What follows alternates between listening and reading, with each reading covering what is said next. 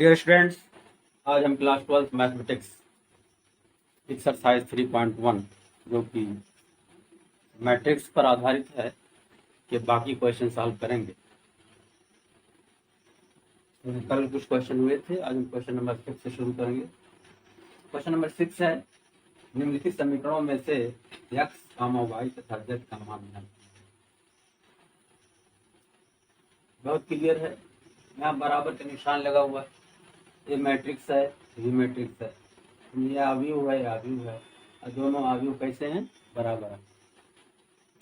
और आप जानते हो कि अगर दो मैट्रिक्स यानी दो अवयव बराबर हों तो उनके संगत अवयव बराबर होंगे। सॉल्यूशन देखते हैं इसका।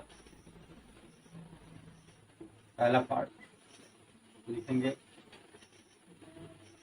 4x 3 5 equal to y z 1 लिखेंगे। हम जानते हैं कि यदि दो अवयव बराबर हैं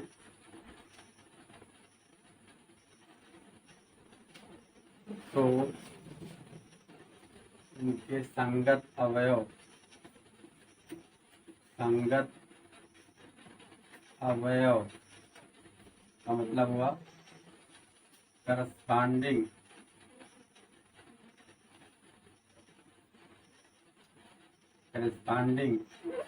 एलिमेंट्स बराबर होंगे। ये आप जानते हो, इसकी डिफिनेशन में आप पढ़ चुके हो, ठीक है। इक्वल, दोनों मैट्रिक्स इक्वल हैं तो करस्पॉन्डिंग एलिमेंट का मतलब क्या हुआ?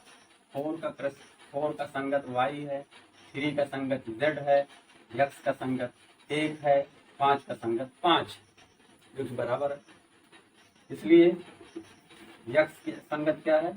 1 है, तो इसलिए x इक्वल टू 1 आ गया। y 4y इक्वल टू 4 आ गया।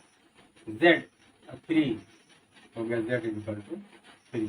यही हमारा आंसर हो गया। बहुत आसान क्वेश्चन। फिर दूसरा पार्ट देखते हैं।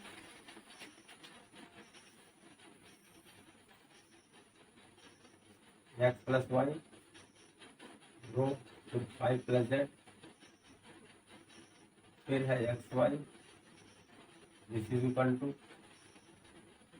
6 2 5 10। यही यहाँ भी लिखेंगे कि हम जानते हैं कि यही दो मैट्रिक्स बराबर हों तो उनके संगत जो है लिखेंगे, क्योंकि दोनों अवयव बराबर हैं, इसलिए इनके संगत अवयव एलिमेंट्स बराबर होंगे। That is x plus y का संगत क्या है? 6 के, तो x plus y equal to 6 हो गया। इसको इक्वेशन नंबर 1 मान लेंगे, समीकरण नंबर 1। फिर 5 प्लस जेड का संगत क्या है? 5 है, 5 प्लस जेड इक्वल टू 5, इसको इक्वेशन नंबर 2 मान लेंगे। एक्स वाई के संगत क्या है? 8 है, तो एक्स वाई इक्वल टू हो गया 8, इक्वेशन नंबर 3 लिखेंगे। समीकरण 2, समीकरण 2 तो क्योंकि दो में यहाँ 5 है तो क्या आ जाएगा? z equal to 5 minus 5 equal to 0। Implies है z इक्वल टू 0, z की वैल्यू हमारी आ गई। अब समीकरण 1 और 3 को हल करेंगे तो क्या करेंगे? समीकरण 1 से क्या है? x की वैल्यू निकाल लें, क्या y की वैल्यू निकाल लें, इसमें पुट कर लें और उसके बाद सॉल्व कर लेंगे। लिखेंगे समीकरण 1 से x बराबर 6 माइनस वाई। अब इस x equal to 6 minus y हो गया। अब इसी वैल्यू को 3 में रख देंगे तो लिखेंगे x का मान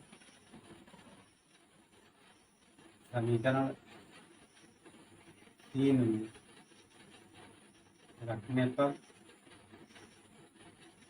3 क्या हमारा है एक्स वाई इक्वल टू 8 और एक्स की वैल्यू क्या है 6 minus y 6 minus y into y equal to 8 y से मल्टीप्लाई कर दो हो जाएगा 6 y minus y square equal to 8 के। अब इसको यहाँ लाके लिखते हैं हो जाएगा 6 y minus y square equal to 8 आया हमारा। इसको एक साइड में सब कर लेंगे तो हो जाएगा y square minus 6 y plus 8 equal to 0। Factor करेंगे 4 टू द 8 हो जाएगा y square minus 4 y minus 2 y plus 8 equal to 0 की वाई कॉमन लिया वाई माइनस 4 2 कॉमन लिया वाई माइनस 4 इक्वल टू 0 की। अब क्या है वाई माइनस 4 यहाँ है वाई माइनस 4 यहाँ है इसको कॉमन ले लेंगे हो जाएगा y minus 4 into y minus 2 equal to 0 के। Implies that y equal to 4 तथा वाई इक्वल टू 2। वाई की वैल्यू 2 आ रही है 2 वैल्यू आ रही वाई 2 मान प्राप्त हो रहा है। अब इस वाई का मान एक बार 4 रखेंगे समीकरण नंबर 1 में एक बार 2 रखेंगे। अब लिखेंगे समीकरण 1 में y बराबर 4 रखने पर तो क्या हो जाएगा x प्लस वाई बराबर है 6 के हो जाएगा y इक्वल टू 4 रखना चाहते हैं x प्लस 4 इक्वल टू 6 के imply that x equal to 2 आ गया। अब क्या रखेंगे y इक्वल टू 2 रखेंगे तो समीकरण 1 में y बराबर 2 रखने पर समीकरण क्या है x plus y equal to 6 x plus 2 equal to 6 implies that x equal to 6 minus 2 यानी एक्स इक्वल टू 4। तो अब वैल्यूज क्या आ गई तो z बराबर 0 है और x बराबर जब 2 है तो y बराबर 4 आ रहा है। क्वेश्चन में क्या पूछा गया था x y z का मान ज्ञात कीजिए। अतः x बराबर 2 रखने पर क्या आया है नहीं x बराबर y बराबर 2 रखने पर x बराबर 4 आया है। x बराबर 2 रखने पर x बराबर 2 पर y बराबर 4 आया x बराबर 2 y बराबर 4 और z बराबर 0 z बराबर 0 ये होगा। फिर लिखेंगे x बराबर 4 जब है तो y बराबर आ रहा है 2 और z बराबर 0। इस तरह से एक मान एक्स वाई जेड का ये आ रहा है एक मान एक्स वाई जेड का आ रहा है। ये हमारा आंसर हो गया। क्लियर। क्वेश्चन का तीसरा पार्ट लेते हैं। ये भी इक्वल मैट्रिक्स है बराबर मैट्रिक्स है। वही चीज लिखेंगे कि हम जानते हैं कि दो आदमी बराबर हैं तो उनके संगत दो बराबर होंगे। इसका संगत ये है ये x plus y plus z equal to 9 equation number 1 हो गया है। फिर x plus z equal to 5 हो गया इक्वेशन नंबर 2 हो गया। फिर y plus z equal to 7 हो जाएगा समीकरण नंबर 3 हो जाएगा। अब क्या करेंगे समीकरण 1 में से समीकरण 2 को हटा देंगे। लिखेंगे समीकरण 1 में से समीकरण 2 को हटाने पर क्या लिखेंगे पहले एक लिखेंगे x plus y plus z equal to 9। फिर दूसरा समीकरण है x plus z equal to 5 minus plus है तो माइनस प्लस है तो माइनस प्लस है तो minus x x cancel Z Z cancel क्या आ गया वाई इक्वल टू आ गया 4। अब क्या करेंगे वाई का मान समीकरण नंबर 3 में रखेंगे। अब लिखेंगे वाई का मान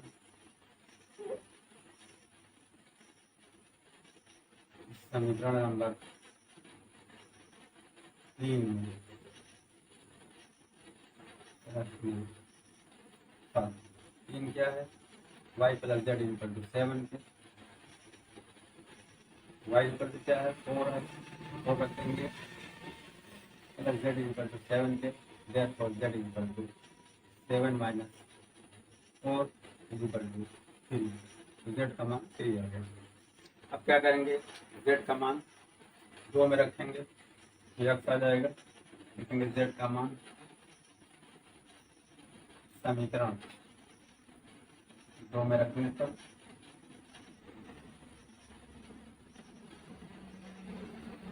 जो क्या हमारा x plus z equal to 5, अगर जो मान जेड का 3 है हो जाएगा एक्स प्लस 3 इक्वल टू 5 के, therefore x equal to 5 minus 3 equal to 2। अतः वैल्यू आ गई सब, x इक्वल टू 2 आ गया, y इक्वल टू आ गया 4 आ गया, और z इक्वल टू आ गया हमारा 3 आ गया। यही हमारा आंसर हो गया। क्लियर। नाउ क्वेश्चन नंबर 7, समीकरण a minus B 2a plus C, फिर दूसरा रो है 2a minus B 3c plus D equal to, पहला रो है -1 5, ये है 0 13। इसका भी ऑर्डर हमारा 2/2 का है, इसका भी ऑर्डर 2 है। इक्वल है, इक्वल तभी होगा जब ऑर्डर सेम होगा। तो इक्वल है, हम जानते हैं कि अगर दो मैट्रिक्स इक्वल हैं, समान हैं, तो उनके जो है संगत है वो बराबर होंगे। लिखेंगे क्योंकि दी गई मैट्रिक्स, दी गई अवयव बराबर हैं, इसलिए क्या लिखेंगे, इनके संगत अवयव बराबर होंगे, बराबर होंगे। तो ये माइनस बी का संगत क्या है, ये फर्स्ट रो का फर्स्ट कॉलम का पहला एलिमेंट, और फर्स्ट रो फर्स्ट कॉलम का पहला एलिमेंट -1 है। तो क्या हो जाएगा, A minus B equal to -1, equation number 1 हो गया। ऐसे ही 2a प्लस सी, या इसको कह सकते हो 2a minus B, 2a minus B equal to 0 हो गया, ये हो गया इक्वेशन नंबर। फिर 2a plus c equal to 5, 2a plus c equal to 5, equation number 3 के। 3c plus D equal to क्या हो जाएगा, 3c plus D equal to हो जाएगा 13, इक्वेशन नंबर 4। अब इन चारों समीकरणों को हल करके ABCD की वैल्यू हम निकाल लेंगे, बहुत आसान है। तो लिखेंगे समीकरण 1 तथा समीकरण 2 में से समीकरण घटा दो तो बी भी कैंसिल हो जाएगा, एक की वैल्यू हो जाएगी। लिखेंगे समीकरण 2 में से समीकरण 1 को घटाने पर, दो लिखेंगे पहले 2a minus B equal to 0 के, और पहला लिखेंगे a minus B equal to -1। जब घटाएंगे तो माइनस का प्लस हो जाएगा, ये माइनस का प्लस हो जाएगा, यहाँ पर माइनस हो जाएगा। तो 2a minus B equal to क्या हो जाएगा, a, और minus b plus b cancel हो जाएगा, यहाँ आ गया 1। तो हमारी a की वैल्यू आ गई। अब क्या करेंगे, a की वैल्यू चाहे 1 में रख दें चाहे 2 में रख देंगे। अब लिखेंगे a का मान समीकरण 1 में रखने पर, समीकरण 1 में रखने पर समीकरण 1 क्या है, a minus B equal to -1, a equal to 1 रखते हैं पर, माइनस बी इक्वल टू -1 हो जाएगा, माइनस बी इक्वल टू हो जाएगा -1 माइनस बी इक्वल टू 2 आ गया, therefore बी इक्वल टू 2। इस तरह से हमारी a की वैल्यू निकल गई, b की वैल्यू निकल गई। अब क्या करेंगे, फिर क्या करेंगे, a की वैल्यू जो है समीकरण नंबर 3 में रखेंगे। अब लिखेंगे a का मान समीकरण 3 में रखने पर, समीकरण 3 क्या हमारा है, 2a plus c equal to 5 के, 2a प्लस सी, तो a इक्वल टू 1 आया है, तो 2a है तो 2 इंटू 1 हो गया, and plus c equal to 5 के, तो 2 प्लस सी इक्वल टू 5 के, तो सी इक्वल टू हो जाएगा 5 माइनस 2 के, देयरफॉर सी इक्वल टू आ गया 3। इस तरह से हमारी ए, बी और सी की वैल्यू आ गई। तो डी निकालना है तो समीकरण 4 में सी की वैल्यू पुट कर देंगे। अब क्या करेंगे, समीकरण 4 में सी का मान रखने पर, तो समीकरण 4 क्या है, 3c plus D equal to 13 है, 80 की वैल्यू 3 आई है तो 3 इंटू 3 हो जाएगा प्लस b इक्वल टू 13, तो d इक्वल टू हो जाएगा 13 माइनस 9, 3 3 9, 4 d इक्वल टू आ गया 13 इस तरह से हमारी चारों वैल्यू निकल गई। यही क्वेश्चन था कि ए बी सी डी का मान ज्ञात कीजिए। therefore a equal to 1, b equal to 2, c equal to 3 and d equal to 4। यही हमारा आंसर हो गया। Clear. Now question number 8, matrix a equal to A i g m cross n या m by n. कह रहे हैं M by N का मतलब क्या हुआ कि एम रो एम पंक्ति है और एन कॉलम माने एन स्तंभ है। एक वर्ग आव्यूह है, एक वर्ग आव्यूह होगी यदि M is less than n, M is greater than n, M is equal to n, इनमें से कोई नहीं। बहुत आसान है। अगर आप वर्ग आव्यूह की परिभाषा आपने समझा होगा, पढ़ा होगा, तो याद किया होगा, तो उसमें बताया था हमने कि वर्ग आव्यूह ऐसा आव्यूह जिसमें पंक्ति की संख्या और स्तंभों की संख्या दोनों बराबर होती है, यानी number of rows and number of columns are equal in square matrix. Clear, बहुत क्लियर है। यहाँ क्या होगा, एम इक्वल टू एन। क्या लिखेंगे, हम जानते हैं कि किसी वर्ग आव्यूह में पंक्ति की संख्या और स्तंभों की संख्या बराबर होते हैं, इसलिए एम इक्वल टू क्या होगा, एन लिखेंगे। हम जानते हैं कि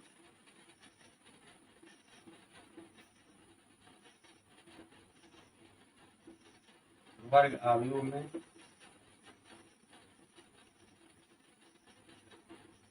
पंक्ति की संख्या तथा स्तंभ की संख्या बराबर होती है, इसलिए A equal to A I J M cross N.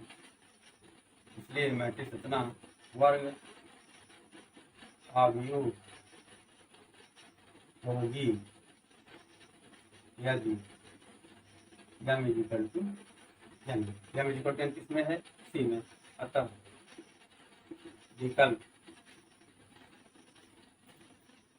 C, C माने M is equal to N सही। ठीक है, ये हमारा आंसर होगा। नाउ क्वेश्चन नंबर 9, एक्स और वाई के प्रदत्त किन मानों के लिए आव्यूहों के निम्नलिखित तीन समान है।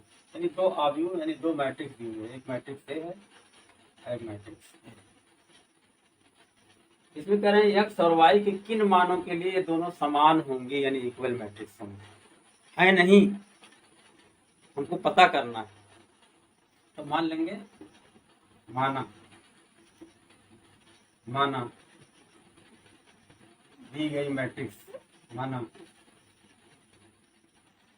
दी गई आव्यूह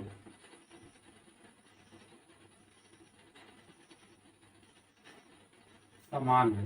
इसलिए जब समान हम मान रहे हैं, दोनों क्या हो जाएंगे, समान लिखेंगे। 3x प्लस 7 y प्लस 1, दूसरा कॉलम है 5 और 2 माइनस 3x इक्वल टू 0 और दूसरा है y माइनस 2 8 और 2। ये हमने मान लिया। अब जब दोनों आव्यूह बराबर हैं तो क्या होंगे, इनके संगत अवयव जो है क्या होंगे, बराबर होंगे। यानी क्या हो जाएगा, 3x प्लस 7 इक्वल टू आ जाएगा 0 पे, 3x प्लस 7 इक्वल टू 0 पे, implies that x equal to क्या आ जाएगा, माइनस 7/3। और 2 माइनस 3x इक्वल टू क्या हो जाएगा, 4 पे, 2 माइनस 3x इक्वल टू 4 पे, implies that x equal to हो जाएगा 4 माइनस हो जाएगा, क्या हो जाएगा, माइनस 3x इक्वल टू हो जाएगा 4 माइनस 2 इक्वल टू 2 पे, x इक्वल टू हो जाएगा माइनस 2/3 पे, x इक्वल टू माइनस 2/3 आ गया, 2/3 पे। और y प्लस 1 इक्वल टू 8 हो जाएगा, y plus 1 equal to 8 implies है वाई इक्वल टू हो जाएगा 7 के, और यहाँ से हो जाएगा 5 equal to y minus 2, 5 equal to y minus 2 implies है वाई। तो वाई की तो वैल्यू सेम आ रही है, लेकिन एक्स की वैल्यू अलग अलग आ रही है, एक्स की वैल्यू अलग अलग आ रही है। इसका मतलब जो है ये जो है क्या करें, एक्स और वाई के प्रदत्त किन मानों के लिए आवियों के लिए कुछ समान नहीं है। तो एक्स की तो लिखेंगे क्योंकि एक्स का मान अलग अलग आ रहा है, अतः इसलिए आवियों क्या करें, किन एक्स और वाई के प्रदत्त किन मानों के लिए आवियों के निम्नलिखित में समान होंगे, इसलिए आवियों बराबर नहीं होंगी, इसलिए आवियों बराबर मैट्रिक्स नॉट इक्वल नहीं होंगी। तो क्या करना, आंसर हमारा क्या हुआ, अतः विकल्प बी सही है। Clear. Now last question of this exercise, question number 10, 3/3 कोट के ऐसे आवियों की कुल कितनी संख्या होगी जिनकी प्रत्येक प्रविष्टि 0 है। ये क्वेश्चन जो है थोड़ा सा टिपिकल है, थोड़ा परमुटेशन का प्रयोग किया जाएगा यहाँ पर। तो हमारे पास जो मैट्रिक्स है 3/3 की है, हमारे पास 3/3 की आव्यूह है, माना ए, इसलिए ए में अवयवों की संख्या, अवयवों की संख्या जो होगी कितनी होगी, 3 × 3 = 9, इक्वल टू 3/3 की मैट्रिक्स है, 1 2 3 1 2 3 1 2 3। और कह रहे हैं 3/3 कोट के ऐसे आवियों की कुल कितनी संख्या होगी जिनकी प्रत्येक प्रविष्टि 0 या 1 है। यानी यहाँ जो ये खाली जगह है इस पर 0 या 1, ऐसे यहाँ भी 0 या 1, ऐसे यहाँ भी 0 या 1 रखा जाता है, ऐसे यहाँ भी 0 रखा जाएगा या 1 रखा जाएगा, 0 रखा जाएगा या 1 रखा जाएगा, 0 रखा जाएगा या 1 रखा जाएगा। इसका मतलब क्या हुआ, मैट्रिक्स के अंदर कितने एलिमेंट है, 9 एलिमेंट, 9 स्थान, और उन्हीं 9 स्थानों पर 0 या 1 रखा जाना। इसका मतलब एक स्थान को भरने की 2 विधियां है ना, प्रत्येक स्थान को मैट्रिक्स के अंदर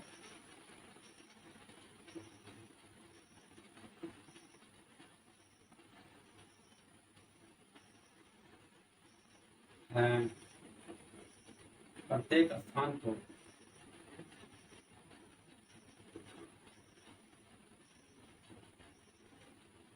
भरने की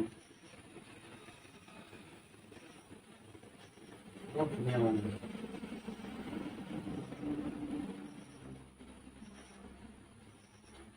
ठीक है, क्योंकि कह रहे हैं कि संख्या होगी जिनकी प्रत्येक प्रविष्टि 0 या 1 है, यानी मैट्रिक्स के अंदर जो है प्रत्येक स्थान पर 0 या 1 रखे गए हैं। यहाँ यही लिखा जाएगा क्योंकि प्रत्येक स्थान पर 0 या 1 लिखा जाना है, इसलिए मैट्रिक्स के अंदर प्रत्येक स्थान को भरने के लिए यहाँ पर लिखा जाएगा, क्योंकि मैट्रिक्स के प्रत्येक स्थान पर